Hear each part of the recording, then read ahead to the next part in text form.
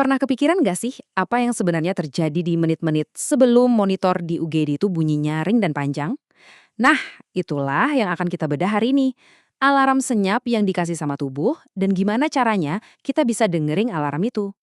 Kan kalau kita lihat di film-film, krisis medis itu kesannya drama yang datang tiba-tiba.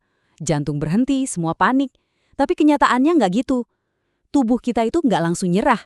Dia itu teriak minta tolong, tapi seringnya dalam bisikan. Nah, tugas kita ya belajar dengerin bisikan itu. Oke, kita mulai ya. Coba deh, anggap diri kita ini seorang detektif klinis. Tugas kita tuh bukan cuma nyentang-nyentang checklist, tapi benar-benar melakukan investigasi, mencari petunjuk tersembunyi sebelum bencana besar terjadi. Intinya adalah soal menajamkan mata dan telinga kita. Jadi kita nggak cuma pasif nungguin hasil lab keluar, yang bisa jadi butuh waktu. Kita harus bisa nangkep jeritan halus dari organ-organ yang udah mulai capek sebelum semuanya terlambat. Nah, sekarang kita masuk ke intinya. Peralatan apa aja sih yang wajib dimiliki detektif ini? Jawabannya adalah pendekatan ABCDE. Ini adalah fondasi kerangka sakral yang nggak bisa ditawar-tawar lagi dalam setiap penilaian pasien kritis. Oke, yang pertama dan paling utama, A untuk airway alias jalan napas. Sebelum mikirin yang lain, ini harus aman dulu. Percuma kan kita sibuk lihat hasil ronsen kalau pasiennya aja nggak bisa napas dengan benar.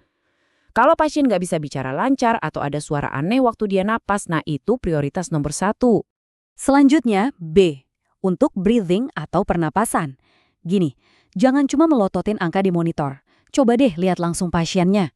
Luangkan waktu, hitung napasnya secara manual selama 1 menit penuh. Lihat gerakan dadanya, simetris atau enggak. Dia pakai otot-otot bantu napas di leher atau perut enggak. Percaya deh, mata kita seringkali lebih peka dari mesin. Nah, ini dia analogi yang keren banget. Coba bayangin deh, pasien yang napasnya cepat itu ibaratnya lagi lari maraton, tapi sambil tiduran. Energi yang dipakai itu luar biasa besar. Cepat atau lambat, otot-otot pernapasannya itu pasti bakal capek. Dan saat itulah, gagal napas tinggal menunggu waktu. Kondisinya genting banget. Jadi, tolong catat angka ini baik-baik. Kalau Anda menemukan pasien dewasa yang lagi istirahat, tapi laju napasnya di atas 25 kali per menit, itu harus dianggap sebagai bendera merah. Red flag, itu tandanya tubuh lagi berjuang mati-matian dan butuh bantuan secepatnya. Oke, kita lanjut ke huruf C untuk circulation. Nah, disinilah letak jebakannya. Banyak banget yang terkecoh di sini. Mereka lihat tekanan darah pasien normal, terus ngerasa aman. Hati-hati, ini bisa jadi ilusi yang bahaya banget. Kenapa? Karena tubuh kita itu punya mekanisme kompensasi yang hebat buat jaga tekanan darah, bahkan saat sirkulasi ke organ-organ vital udah mulai kacau. Jadi, gimana cara kita nggak ketipu? Lupakan dulu angka di monitor sejenak. Pakai indera praba kita, sentuh tangan pasien. Apakah terasa dingin dan lembab? Coba deh pencet ujung kukunya. Tanda-tanda fisik kayak gini, ini jauh lebih jujur buat ngegambarin kondisi sirkulasi yang sebenarnya. Tes ini simple banget tapi hasilnya luar biasa. Namanya capillary refill time. Caranya, tekan aja ujung kuku pasien selama beberapa detik sampai jadi pucet, terus lepas. Nah, hitung berapa lama waktunya sampai warnanya balik jadi merah muda lagi. Kalau lebih dari 2 detik, itu indikator kuat kalau aliran darah ke jaringan perifer udah mulai nggak beres. Lanjut ya, kita ke huruf D, disability. Ini juga tanda bahaya yang nggak boleh dianggap enteng. Kalau ada pasien yang tadinya ngobrol enak, kooperatif, tiba-tiba jadi gelisah, bingung, atau sebaliknya, jadi ngantuk banget dan susah dibangunin, itu tandanya ada masalah di otaknya. Ini bukan soal mood. Ini poin yang krusial banget. Jangan pernah sepelekan perubahan status mental. Sebelum buru-buru mikir, kasih obat penenang aja, pikirin dulu. Jangan-jangan otaknya lagi kelaparan, cek saturasi oksigennya, cek gula darahnya. Karena menenangkan pasien yang otaknya hipoksia itu sama aja kayak mempercepat bencana. Dan yang terakhir, E untuk exposure. Maksudnya adalah kita harus periksa seluruh tubuh pasien. Buka pakaiannya seperlunya, tentu dengan tetap menjaga privasinya. Kenapa? Karena kadang sumber masalah besarnya itu tersembunyi. Bisa jadi penyebab sepsis berat itu cuma bisul kecil di punggung atau luka yang nggak kelihatan di bawah selimut. Jangan sampai ada yang kelewat. Oke, tadi kita sudah bahas kerangka ABCD yang sangat sistematis ya. Itu ilmu pastinya.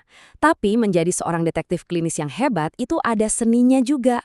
Ini bukan cuma soal sains, tapi juga soal insting dan cara kita berkomunikasi dengan tim.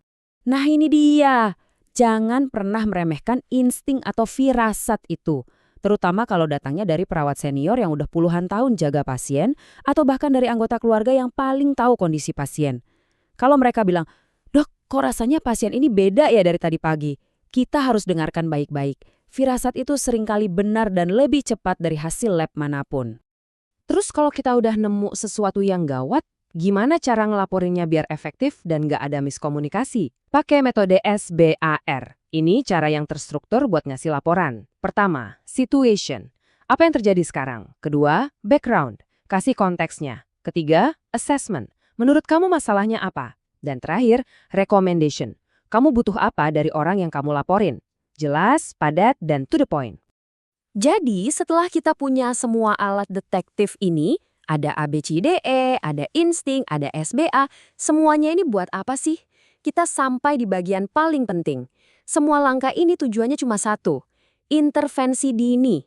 Karena menit-menit pertama saat kita mengenali masalah, itulah yang paling menentukan nasib pasien. Setelah semua penjelasan tadi, mungkin ada satu pertanyaan besar. Dari semua itu, apa sih satu hal yang jadi kunci utamanya? Apa intisari dari semua ini? Inilah jawabannya.